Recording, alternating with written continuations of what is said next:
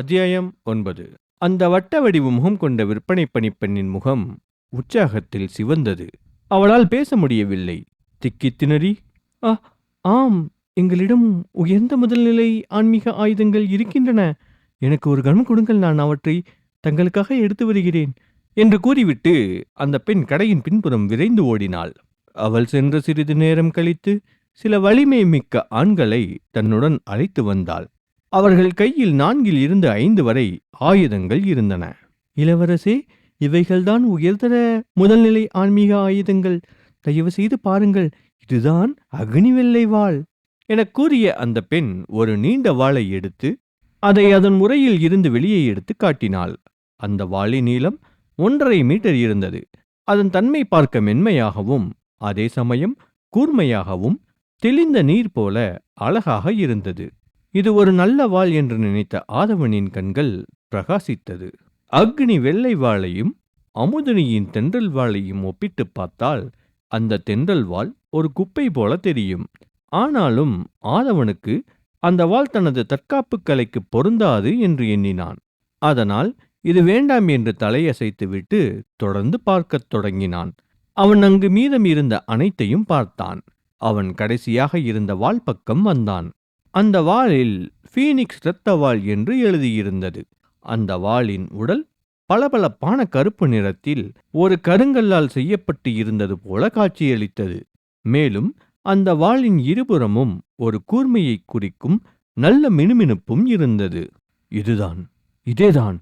ஆதவனின் கண்கள் மின்னியது. அவன் அந்த வட்ட வடிவ முகம் கொண்ட பெண்ணிடம், "இதன் விலை எவ்வளவு வரும்?" என்று கேட்டான். "இளவரசரே, இது ஒரு நல்ல தேர்வு.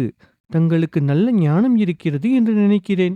இந்த ஃபீனிக்ஸ் இரத்த வாள் ஒரு சிறந்த உயர்ந்த முதல்நிலை ஆன்மீக ஆயுதங்களில் ஒன்று. மேலும் அதனிலே ஒரு மாணிக்கம் போன்றது. ஆனாலும் நான் தங்களிடம் நியாயமான விலையைத்தான் கேட்பேன். இதற்கு தாங்கள் 3000 வெள்ளி நாணயங்கள் கொடுத்தால் போதும்" என்று அந்த பெண் பதிலளித்தாள். "சரி, நான் இதற்கு சம்மதிக்கிறேன்." ஆதவன் எந்த ஒரு தயக்கமும் இல்லாமல் 500 வெள்ளி நாணயங்கள் மதிப்புள்ள 6 வெள்ளி பண நோட்டுகளை எடுத்து கொடுத்தான்.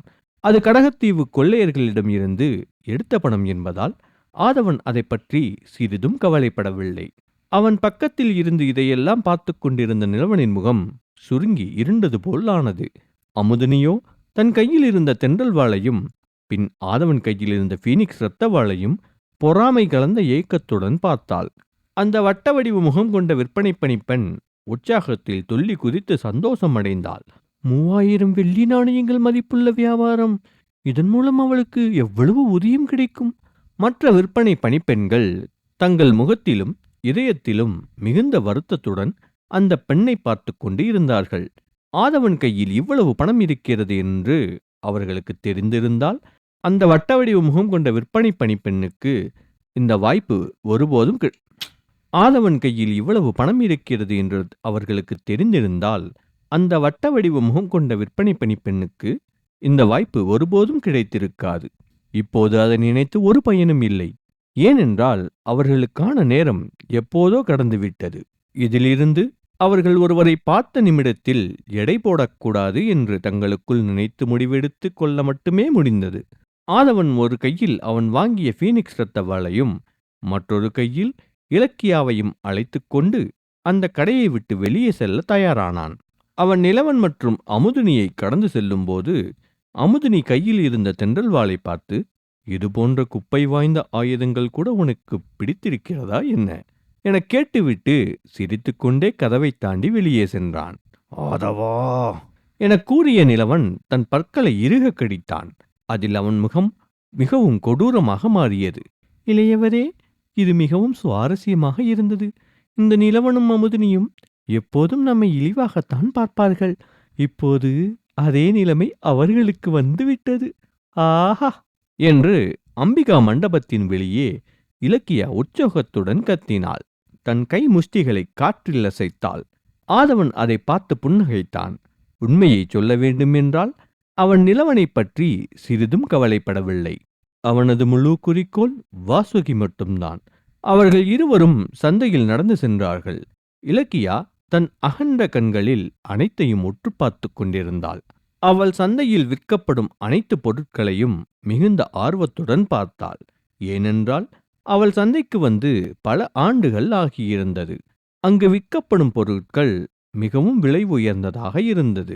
ஆதவன் சிறிது தூரம் இலக்கியாவுடன் சென்றான். பின்னர் அவளிடம் 200 வெள்ளி நாணயங்களை கொடுத்துவிட்டு, இலக்கியா, இதை வைத்து வீட்டிற்கு தேவையான மல்லிகை பொருட்கள் மற்றும் அத்தியாவசிய பொருட்களை வாங்கிக்கொள். எனக்கு ஒரு வேலை இருக்கிறது. நான் அதை பார்த்துவிட்டு வருகிறேன். நீ அனைத்தையும் வாங்கி முடித்துவிட்டு எனக்காக இங்கேயே காத்திரு. நான் வந்து விடுவேன் என்று கூறினான். ஆனால் இளையவரே, இந்த பணம் எப்படி வந்தது என்று என் எஜமானி கேட்டால் நான் என்ன சொல்வது என்று இலக்கியா கேட்டாள். என்ன சொல்வது? நான் மிருகங்களின் மலைக்கு வெளியே சில ஆன்மீக மூலிகளை கண்டுபிடித்து அதை விற்று பணம் சம்பாதித்ததாக என் அம்மாவிடம் கூறு என்று சிறிது நேரம் யோசித்த பின் கூறினான். இலக்கியா சரி என்று தலையசைத்துவிட்டு, நான் சென்று வருகிறேன் என்று கூறிவிட்டு அங்கிருந்த பணத்தை எடுத்துக்கொண்டு மகிழ்ச்சியாக நகர்ந்தாள். அதன் பின் ஆதவன் ஒரு மறைவான இடத்தை கண்டுபிடித்து மீண்டும் தன் கருப்பு அங்கியையும் மூங்கில் தொப்பியையும் அணிந்து கொண்டு அந்த அமுதம் மண்டபம் மூலிகை மருந்து சாலைக்குச் சென்றான். அவன் மேலும் கொஞ்சம் டிராகன் டைகர் மாத்திரைகளையும் இலக்கியாவிற்காக சில ஆரோக்கியம் அளிக்கும் மாத்திரைகளையும் வாங்க நினைத்தான். அவனுக்கு அங்கு சேவை செய்ய வந்தவள் மதுமிதாதான். மதிப்புக்குரியவரே, தாங்கள் மீண்டும் வந்து விட்டீர்களா என்று ஆதவனை பார்த்து மதுமிதா ஒரு வெட்கத்துடன் சிரித்துக்கொண்டே கேட்டாள். அது எப்படி? நான் தான் என்று நீ கண்டுபிடித்தாய்? நான் இன்னும் பேசக்கூட இல்லையே என்று ஆதவன் தன் குரலை குறைத்து கொண்டு கேட்டான். சிரித்துக்கொண்டே மதுமிதா அவனை நோக்கி அவன் அருகே வந்தாள். அது எப்படி என்றால், தங்கள் வாசனையால் தான். உங்கள் வாசனையை வைத்தே அது நீங்கள்தான் என்று என்னால் எப்போது வேண்டுமானாலும் கண்டுபிடித்து விட முடியும் என்று கேலியாக கூறினாள். அவள் பேசிக்கொண்டே தன் மென்மையான சிறிய மூக்கால் ஆதவனை சுற்றியுள்ள காற்றை முகர்ந்து பார்த்தாள். அவள் தன் அருகில் வந்து நுகர்ந்ததும் ஆதவனின் இதயம் படபடவென்று அடிக்கத் தொடங்கியது. அவன் தன்னை கட்டுப்படுத்திக் கொள்ள பெரும்பாடுபட்டான். உரிமையாளரே, நான் இன்று டிராகன் டைகர் மாத்திரைகளை வாங்க வந்திருக்கிறேன் என்று அவளுக்கு பதிலளித்தான். மதுமிதா ஆதவனை பார்த்து, மதிப்புக்குரியவரே, அதற்குள் என்ன அவசரம்? ஏன், தாங்கள் என்னை பார்க்க விரும்பவில்லையா என்று சிரித்துக்கொண்டே கேட்டாள். இல்லை இல்லை இல்லை, நீங்கள் என்னை தவறாக புரிந்து கொண்டு விட்டீர்கள் என்று நினைக்கிறேன். அது மது அவர்களே, எனக்கு வேறு சில முக்கியமான வேலைகள்லாம் இருக்கின்றன என கூறிக்கொண்டே ஆதவன் மறுப்பாக தன் கைகளை அவசரமாக அசைத்தான். மதுமிதா போன்ற ஆட்களை அவனால் சமாளிக்க முடியவில்லை. அவன் அங்கிருந்து சீக்கிரம் சென்றால் போதும் என்று நினைக்கத் தொடங்கினான். ஓ, அப்படியென்றால் சரி. தங்களுக்கு எவ்வளவு மாத்திரைகள் வேண்டும்? எவ்வளவு நீங்கள் வாங்க விரும்புகிறீர்கள்? மதுமிதா வசீகரிக்கும் ஒரு புன்னகையுடன் கேட்டாள். நான் 120 சாதாரண முதல்நிலை டிராகன் மாத்திரைகளையும் 30 ஆரோக்கியம் மீட்டெடுக்கும் மாத்திரைகளையும் வாங்க வந்தேன். அவைகள்தான் எனக்கு வேண்டும் என்று ஆதவன் பதிலளித்தான். என்ன, அவ்வளவு மாத்திரைகளா? இந்த முறை மதுமிதாவும் அவளது பணிப்பெண்ணும் சேர்ந்து அதிர்ச்சி அடைந்தார்கள். ஏன் ஏன் மது அவர்களே, இந்த அமுத மண்டபத்தில் அவ்வளவு மாத்திரைகள் இல்லையா என்ன என்று கேட்ட ஆதவனின் புருவம் சுருங்கியது. ஆதவனுக்கோ மீதமுள்ள 2 தெய்வீக நடுக்கோட்டை திறக்க இன்னும் அதிக மாத்திரைகள் தேவைப்பட்டன. அவற்றை திறப்பது சுலபமல்ல என்பது அவனுக்கு நன்றாக தெரியும். மதுமிதா ஆதவனை ஆழ்ந்து பார்த்தாள். அவள் அதிர்ச்சியில் இருந்து மீண்டும் புன்னகை செய்தாள். எங்களிடம் இருக்கிறது, கண்டிப்பாக தருகிறோம். சுதா, மாத்திரைகளை தயார் செய் என்று கூறினாள். சுதா சரி என்று தலையசைத்து விட்டு வெளியே சென்றாள். ஒரு சில நிமிடங்களிலேயே சுதா சில பெட்டிகளுடன் திரும்பி வந்தாள். அதில் அவன் கேட்ட 120 சாதாரண முதல்நிலை டிராகன் டைகர் மாத்திரைகளும் மற்றும் 30 ஆரோக்கியம் மீட்டெடுக்கும் மாத்திரைகளும் இருந்தது. ஐயா, 120 சாதாரண முதல்நிலை டிராகன் டைகர் மாத்திரைகளுக்கு 10% தள்ளுபடிக்கு பிறகு 32,400 வெள்ளி நாணயங்கள் வருகிறது.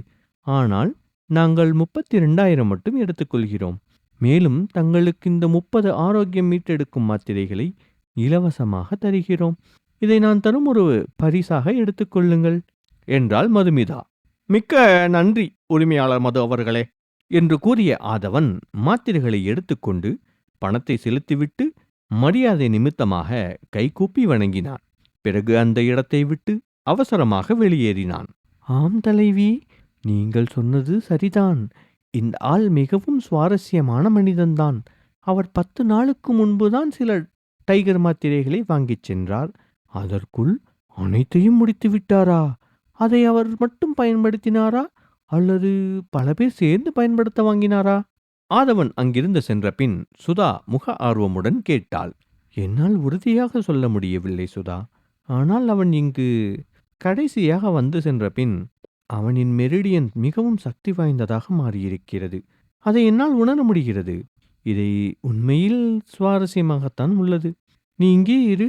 நான் இந்த சுத்தூரில் அவன் எந்த குடும்பத்தைச் சேர்ந்தவன் என்று நானே கண்டுபிடிக்கிறேன் என்று சொன்ன மதுமிதா வேகமாக வெளியேறி காற்றை விட வேகமாக மறைந்தாள்.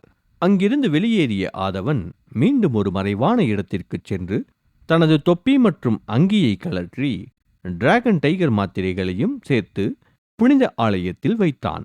அதன்பின் அவன் இலக்கியாவை வரச் சொன்ன இடத்திற்குச் சென்று அவளை கண்டுபிடித்து அவளுடன் சேர்ந்து வீட்டிற்கு திரும்ப செல்ல இருவரும் நடந்தார்கள். சிறிது தூரம் நடந்த அவர்கள் யாரும் இல்லாத ஒரு சந்தின் அருகே வந்தபோது துரதிர்ஷ்டவசமாக நிலவனும் அவனது 2 ஆட்களும் அவர்களை வழிமறித்து நின்றனர். நிலவனின் முகம் கோபத்தில் இருண்டு இருந்தது. அவன் ஆதவனை உற்று பார்த்தான். நான் உனக்காகத்தான் காத்திருந்தேன் ஆதவா, இறுதியாக வந்து விட்டாயா என்று சீறினான். உங்களுக்கு என்ன வேண்டும்? இலக்கியா தன்னை அறியாமலேயே ஆதவனைக்கு பின்னால் மறைந்தாள். ஆதவா, நீ உண்மையிலேயே ஒரு குப்பைதான் என்று கூறிய நிலவன் ஏளனமாக சிரித்தான். அங்கு கடையில் உள்ள அத்தனை பேர் முன்னிலையில் என்னை அவமானப்படுத்த உனக்கு துணிச்சல் வந்து விட்டதல்லவா? உனக்கு எது நல்லது என்று தெரியவில்லை.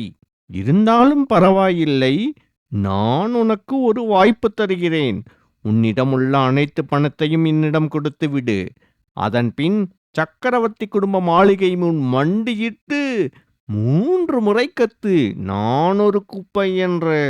அதன் பின் நான் உன்னை விட்டு விடுகிறேன் என்று நிலவன் ஒரு வெறி பிடித்தவன் போல் கூறினான். ஆதவன் ஒரு லேசான புன்னகை புரிந்து நிலவனை பார்த்து, நீதான் ஒரு குப்பை என்று கூறினான். ஆதவா, நீ இப்போது என்ன கூறினாய்? என்னை அவமானப்படுத்த உனக்கு துணிச்சல் வந்து விட்டதா? உன் வாயை நான் வெட்டாமல் விட்டால் நான் என் பெயரை மாற்றிக்கொள்வேன் என்று ஒரு வெறி பிடித்த மிருகம் போல் கர்ஜித்தான் நிலவன். அடுத்து என்ன நடக்கும்? நிலவன் ஆதவனை கொல்வானா, அல்லது ஆதவனிடம் அடிபட்டு இறப்பானா என்பதனை தெரிந்து கொள்ள தொடர்ந்து கேளுங்கள். அசுரன் உங்கள் ராஜன் லியான் யூடியூப் சேனலில் மட்டுமே.